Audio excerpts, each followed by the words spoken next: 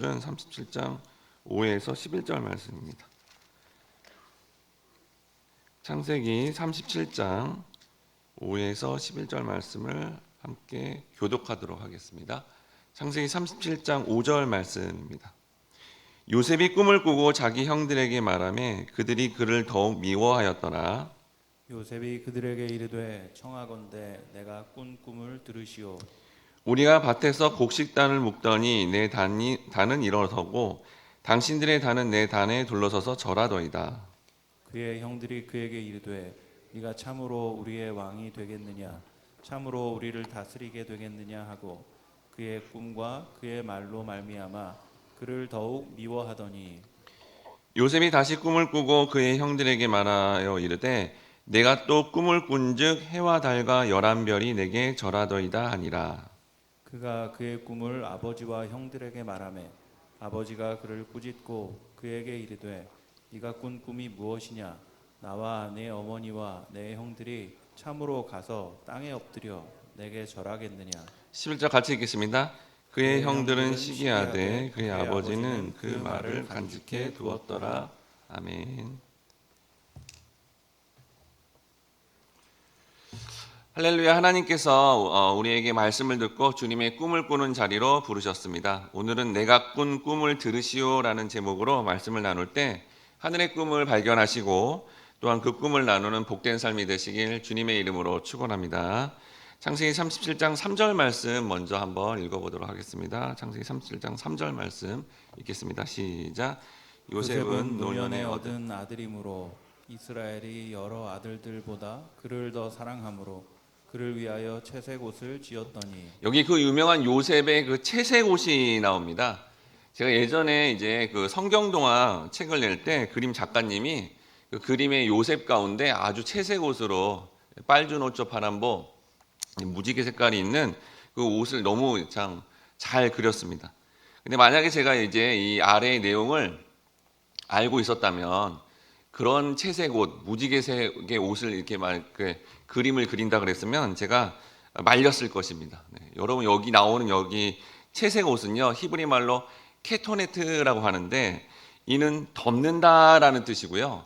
이건 제사장들이 입는 아주 긴 겉옷을 말합니다. 발까지 가려지는 긴 겉옷을 말하는 거예요. 그러니까 우리가 생각하는 그런 채색 색깔이 있는 옷이 아니라는 겁니다. 원래 노동을 해야 하는 사람은 소매가 짧은 옷을 입어야 하는데 이 장식이 많고 긴 겉옷은 노동을 하는 것이 아니라 관리자가 입었던 옷이었다라는 겁니다. 즉 요셉이 입은 옷은 채색이 있는 옷이 아니라 형제들을 관리하는 상속자가 입는 옷이었다라는 겁니다. 그러니까 여러분 요셉은 어떨까요? 형들에 비해 굉장히 교만한 자가 되었다라는 거죠. 자기가 동생인데 형들이 일하는 거를 관리하는 그러한 옷을 입었고 또 형들은 어떻죠? 소매가 짧은 옷을 입고 땀을 뻘뻘 흘리면서 일하는 거를 보고 있으면서 이렇게 긴 옷을 입고 그 형들을 관리하는 이 주인 행세를 하였다라는 것을 알 수 있다라는 겁니다. 이처럼 여러분 성도라는 우리도 요셉을 통해 보듯이 너무나 연약해서 환경적으로 너무나 많은 권한이 주어지고 또 좋은 조건이 되면 자연스럽게 교만해져서 내가 가진 것을 가지고 다른 사람을 판단할 수밖에 없는 그런 삶을 살 수밖에 없다라는 거죠. 오늘날의 성도도 엄청난 부를 가지고 있거나 아니면 큰 권세를 입은 어떤 환경에서 계속 살게 된다면 자연스럽게 싹들 수밖에 없는 교만으로 말미암아 요셉처럼 이렇게 다른 형들을 판단할 수밖에 없다는 겁니다. 본문의 말씀을 여러분 잘 보면요, 바로 요셉은요 이제 정실 부인이 아닌 형들을 주로 고발하는 그런 악을 저질렀다라는 거예요. 차별을 했다라는 거죠. 그런데 여러분 이렇게 하나님의 꿈을 가진 자가 교만해서 다른 사람을 판단하고 다른 사람을 이렇게 고발하는 그런 악을 저지르고 있다면 하나님의 꿈은 이루어지지 않으니까 하나님이 그 인생에 반드시 개입하셔서 하나님의 꿈을 이루도록 그렇게 일하신다라는 겁니다. 어떻게 개입하실까요? 창세기 37장 23절에서 24절 말씀 같이 읽어보도록 하겠습니다. 시작. 요셉이 형들에게 이르매 그의 형들이 요셉의 옷 곧 그가 입은 채색 옷을 벗기고 그를 잡아 구덩이에 던지니 그 구덩이는 빈 것이라. 그 속에 물이 없었더라. 하나님은 교만의 근원인 이 채색 옷을 강제로 벗김으로 말미암아 아무도 그를 정말 이렇게 교만할 수밖에 없는 그런 자리가 아닌 바로 이렇게 구덩이라는 겸손의 자리로 그렇게 인도한다라는 겁니다. 하나님은 왜 하나님 백성에게 고난의 길인 이 구덩이에 던져지는 과정을 통해 일하실까요? 그렇게 하지 않으면 교만의 끝을 달려 자신이 교만했는지도 모르는 최종 멸망의 길로 가기 때문이다라는 겁니다. 즉 하나님은 교만한 요셉의 옷을 벗기시고요, 겸손하게 노예로 살아가는 옷을 강제로 입히셨다라는 겁니다. 그때 요셉은 아버지 집에서 채색 옷을 입으며 자기 마음대로 살았지만 결국 이렇게 노예가 되어서 자기가 원하지 않는 일을 할 수밖에 없는 삶을 살아가게 했다는 겁니다. 하지만 그 자리에서도 요셉은 성실하게 집안을 관리하는 가정 총무가 되어서 그래도 가정 총무니까 또 괜찮은 옷을 입게 되었습니다. 그런데 보디발 아내의 유혹에 따라서 그걸 뿌리치는 과정에서 옷을 빼앗기게 되고요, 노예도 아니라 이제는 감옥에 갇히는 죄수의 옷을 입게 되었다는 겁니다. 교만한 환경에 속하여 쉽게 악을 저지를 수밖에 없는 요셉은 이제는 하나님만 의존하는 겸손의 자리로 강제로 가게 되었다는 겁니다. 하지만 그 자리에서 또 술 관원장의 꿈을 해몽해주며 그를 돕게 되자 이제 마침내 가장 좋은 옷을 입게 됩니다. 성경에 보니까 요셉이 이제 죄수에서 바로왕 앞에 나갈 때 입었던 옷을 성경은 세마포 옷이다라고 이렇게 말씀합니다. 아버지가 입힌 교만할 수밖에 없는 요셉의 채색 옷에서 결국 마지막에는 하나님의 영광을 덧입게 되는 그 옷으로 바뀌어서 결국 구원을 받게 되는데, 이게 바로 모든 성도가 꿈을 꿔야 되는 성도의 꿈이다라는 겁니다. 요한계시록 19장 8절에 보니까 그에게 빛나는 깨끗한 세마포 옷을 입도록 허락하셨으니 이 세마포 옷은 성도들의 옳은 행실이니라. 여러분, 여기 문자에서는 옳은이라고 돼 있지만 이게 원어상에서는 의로운 행실이다라는 거예요. 여러분, 의가 뭐라 그랬죠? 의는요, 하나님이 요구하는 것이 충족된 상태를 말합니다. 그런데 이 하나님이 요구하는 것을 우리가 충족하지 못하죠. 그러니까 어떻게 되죠? 우리는 불의한 자죠. 그런데 하나님께서 보내신 예수 그리스도를 통해 우리 대신 모든 의를 다 이루었다는 것을 믿으면 그 의가 이렇게 우리에게 전가되는 건데, 이걸 요한계시록에서는 세마포 옷으로 이렇게 입게 되었다라는 걸로 표현했다라는 겁니다. 즉 이게 바로 우리가 성도가 꿈꿔야 되는, 우리의 어떤 자기의로 하면 요셉의 초반의 모습처럼 이렇게 교만해서 다른 사람을 이렇게 판단할 수밖에 없는 자가 되지만, 결국 이렇게 고난과 고통을 통해 하나님이 덧입혀 주시는 그 의를 입음으로 말미암아 우리가 정말 고귀하고 높은 자리, 그런 자리에 영적으로 서게 된다는 것이 바로 하나님 나라의 꿈이고, 이러한 꿈을 나누는 복된 삶이 되어야 된다라는 겁니다. 창세기 37장 5에서 7절 말씀 같이 읽어보도록 하겠습니다. 시작. 요셉이 꿈을 꾸고 자기 형들에게 말하매 그들이 그를 더욱 미워하였더라. 요셉이 그들에게 이르되 청하건대 내가 꾼 꿈을 들으시오. 우리가 밭에서 곡식단을 묶더니 내 단은 일어서고 당신들의 단은 내 단을 둘러서서 절하더이다. 네, 그 유명한 요셉이 꿈을 꾼 그 상황을 이제 요셉이 형들에게 말하는 장면입니다. 곡식단이 자기에게 이렇게 절을 하는 꿈을 꿨다. 또 이후에도 이제 뭐 해와 달과 별까지 자기에게 절을 한다라는 그런 꿈, 그거를 이제 형들에게 말하고 있는 장면이죠. 이미 형들에게 여러분, 요셉은 채색 옷, 긴 옷을 입어서 이렇게 시기 질투를 당하는데, 분명히 꿈 이야기를 하면 형들이 더 미워하고 더 싫어할 텐데도 왜 여기서 또 꿈을 이렇게 또 얘기하고 있는 걸까요? 자신의 이 꿈이 바로 단순한 꿈이 아니라는 것을 알았기 때문입니다. 여러분, 요셉 당시에는 지금 우리처럼 성경이 없어요. 하나님께서 어떻게 하죠? 꿈을 통해서 말씀하는 시대였습니다. 동일한 꿈을 2번이나 꾸었다는 것은 하나님이 주신 계시가 확실했다라는 거죠. 즉 여러분, 오늘날의 성도도 복음을 전하면 주변의 사람들이 싫어할 것 같아요. 지금 요셉처럼 하나님 나라의 꿈을 말하면 주변의 사람들이 자기를 더 괴롭히고 할 것 같고 핍박받을 것 같아요. 그렇지만 그 과정에서 어떻게 해요? 이 말씀을 전하는 것이 성도의 본분이고 하나님 나라의 꿈을 꾼 자로서의 삶의 모습이다라는 것을 요셉을 통해 보여주고 있다라는 겁니다. 여러분, 우리가 이렇게 주변의 사람들이 싫어도 이런 하나님 나라의 꿈인 복음을 전해야 되는 이유는 나중에 예수님이 확실하게 오시지 않습니까? 그때 오셨을 때 교회에서 말한 게 진짜였구나. 그 성도님이 얘기한 게 진짜였구나. 라는 것을 모두가 알아야 되기 때문에 우리는 하나님 나라의 꿈, 이 복음을 싫어하더라도 전해야 된다라는 겁니다.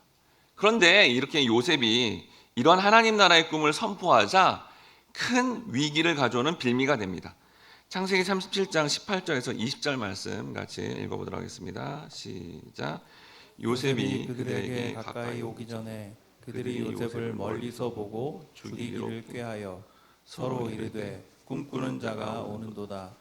자, 그를 죽여 한 구덩이에 던지고 우리가 말하기를 악한 짐승이 그를 잡아먹었다 하자. 그의 꿈이 어떻게 되었는지를 우리가 볼 것이니라 하는지라. 요셉이 말한 바로 하나님 나라의 꿈 때문에 형들이 요셉을 죽이기로 작정했다라는 겁니다.